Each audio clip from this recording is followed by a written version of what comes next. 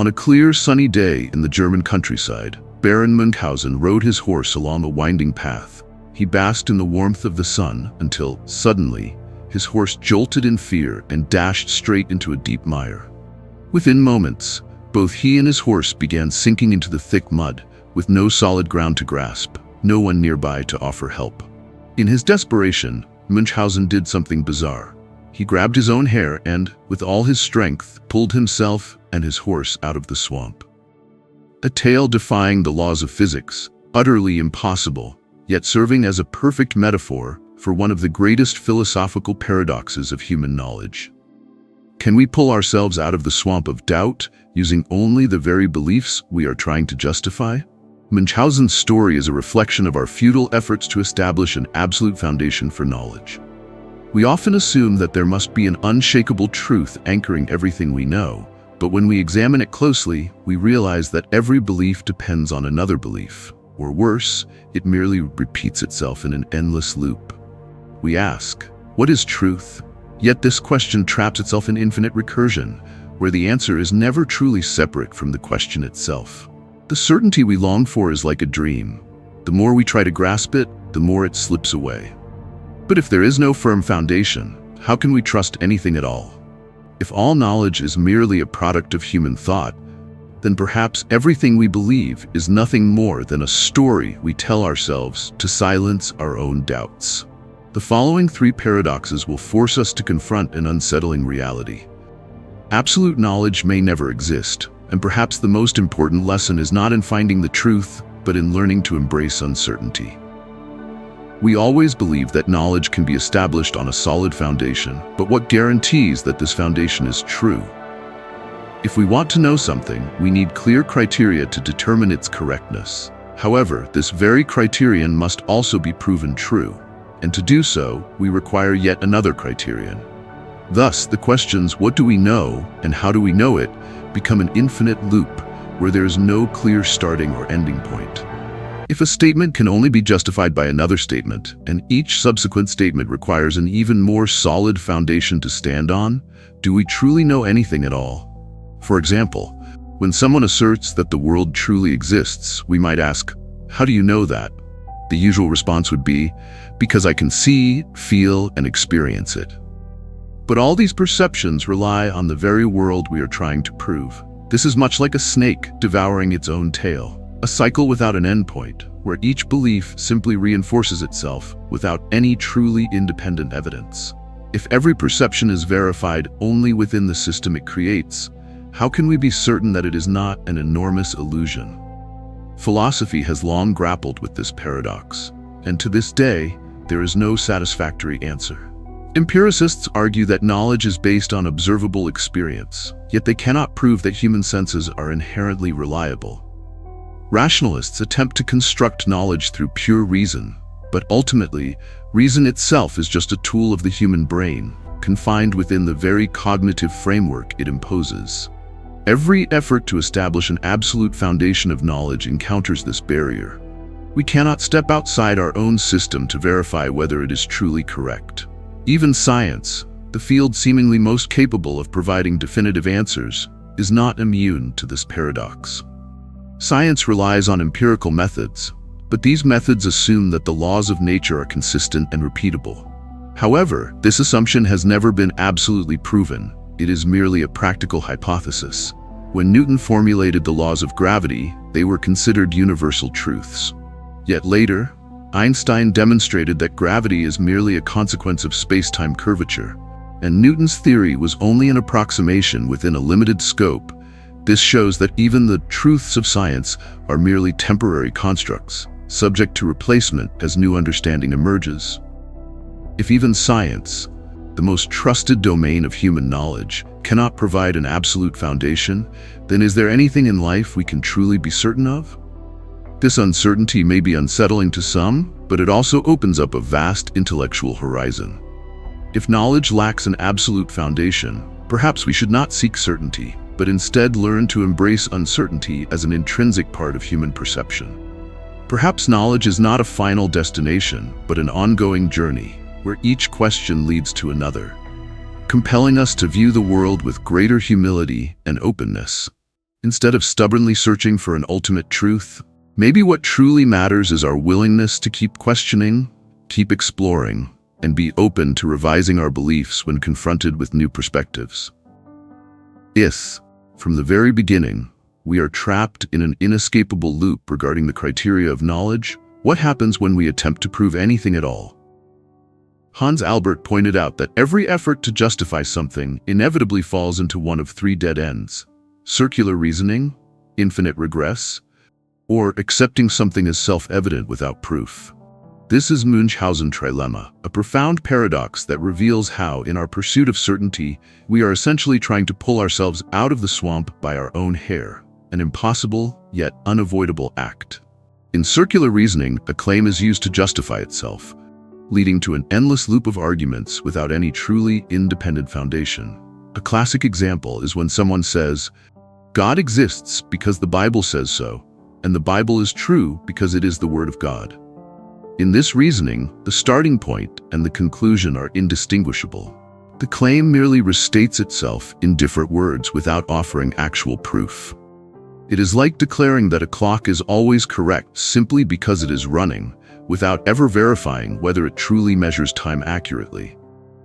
Another way to justify knowledge is through infinite regress, where each claim requires another claim to support it, and that claim, in turn, needs further justification, stretching endlessly without a final stopping point. If someone asks, "Why does the Earth exist?" and the answer is, "Because it was formed from stardust," the next question naturally follows: where did the stardust come from? This questioning can continue indefinitely without ever reaching a final, conclusive answer. This is the fundamental weakness of all systems of knowledge. There is always an assumption at the root that cannot itself be proven. If we trace everything back to its origin, is there ever a true stopping point? Or are all of our beliefs merely layers upon layers of unverified assumptions? The third option is to accept certain things as self-evident without requiring proof, a method often used in mathematics and logic, where axioms serve as unchallengeable foundations. But what if what we consider to be self-evident is simply a product of human perception? If someone claims the physical world is real simply because I can perceive it, this reasoning holds no more weight than a dream, in which we also experience sensations that feel entirely real. Accepting something without proof may allow us to function in daily life, but it does not resolve the deeper philosophical question of whether absolute truth exists. If all knowledge is trapped within these limitations, how can we distinguish between truth and illusion? In the modern age of information, this issue has become more pressing than ever. If there is no absolute truth to rely on, how do we differentiate between real and fake news? When information is repeated often enough, does it become true? Media, politics, and technology have created parallel realities where the same event can have multiple versions, each accepted as truth by different groups of people. When there is no firm criterion for knowledge, this leads to a troubling reality.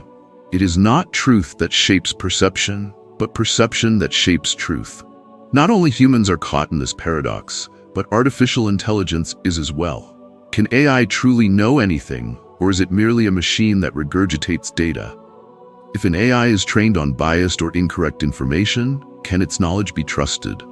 And if humans, too, are merely biological machines processing information within their own cognitive limitations, are we any different from AI? Or are we simply repeating what we have been taught without ever truly understanding the essence of truth? Munchhausen trilemma is not merely a philosophical puzzle. It is a real challenge that forces us to confront the limits of our own understanding. It presents us with an unsettling question. If nothing can be proven absolutely, does that mean everything is meaningless? Or is it precisely this uncertainty that gives knowledge its significance? Perhaps the answer is not in finding an unshakable foundation, but in accepting that no foundation is absolute. And in this very act of questioning, we may come closer to the most genuine form of knowledge.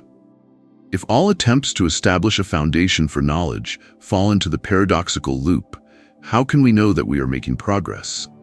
If absolute truth does not exist, is philosophy truly advancing, or is it merely an aimless journey without a destination? We place our faith in the idea that humanity is becoming more knowledgeable, that over the centuries, philosophical thought has brought us closer to the truth. But if truth is merely an illusion, how can we speak of progress?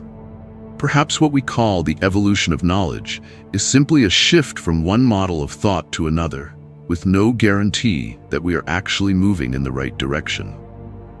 Ludwig Wittgenstein, one of the most influential philosophers of the 20th century, rejected the notion that philosophy could resolve all problems.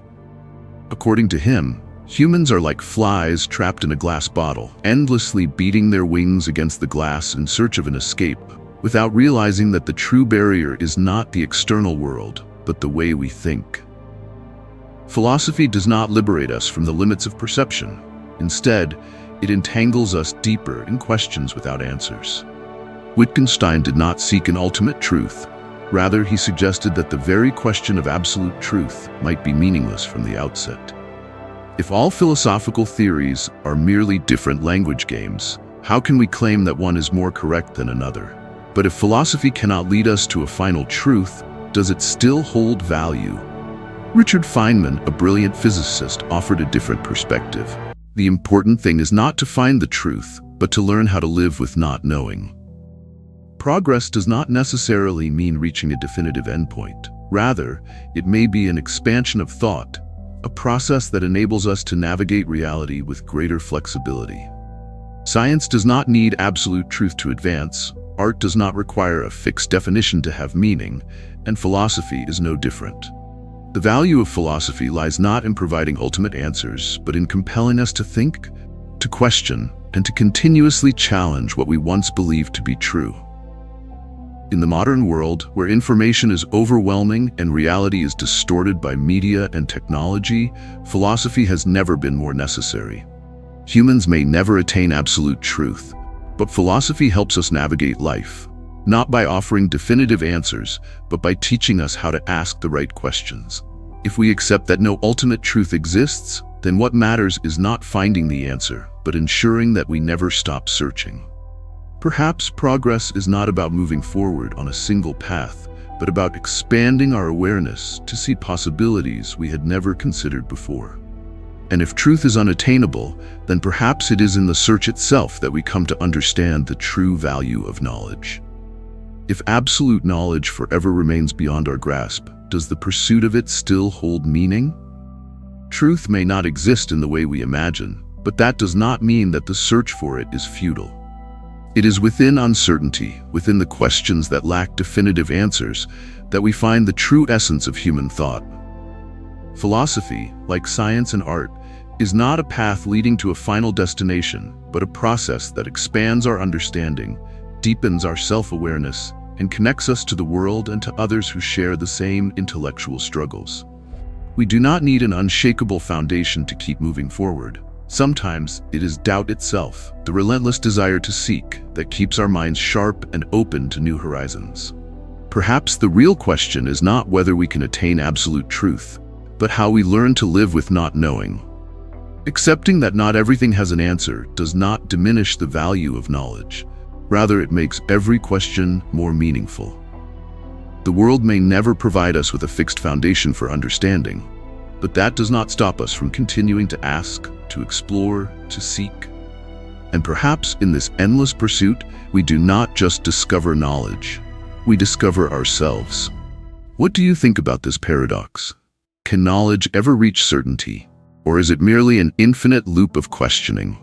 Share your thoughts in the comments below, and don't forget to like and subscribe to the channel for more fascinating philosophical discussions.